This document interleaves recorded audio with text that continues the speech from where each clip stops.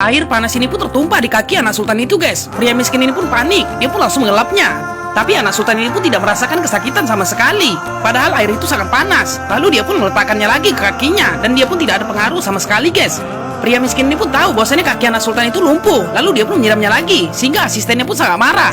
Pria miskin ini pun langsung cari alasan, guys, bahwasanya air panas itu untuk melatih saraf-saraf kakinya. Lalu anak sultan itu pun langsung lihat bahwasanya pria itu sangatlah lugu.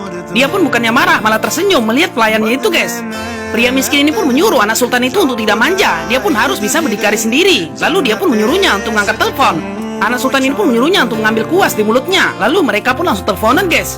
Pria miskin ini pun sangat menikmati hidup di rumah sultan itu, walaupun pekerjaannya sebagai pelayan.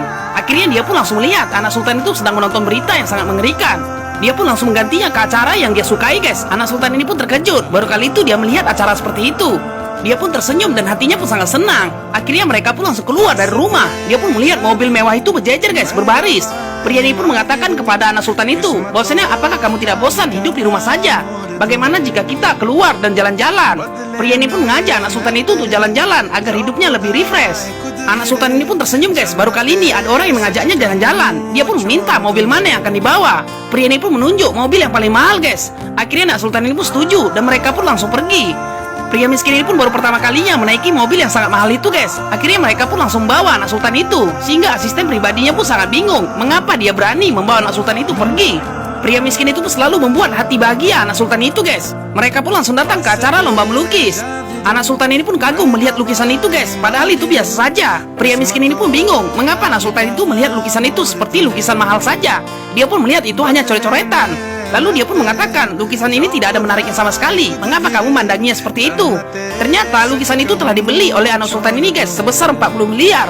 Dan dia pun langsung membeli yang cash karena dia tertarik sama lukisan itu. Sehingga pria miskin ini pun terkejut.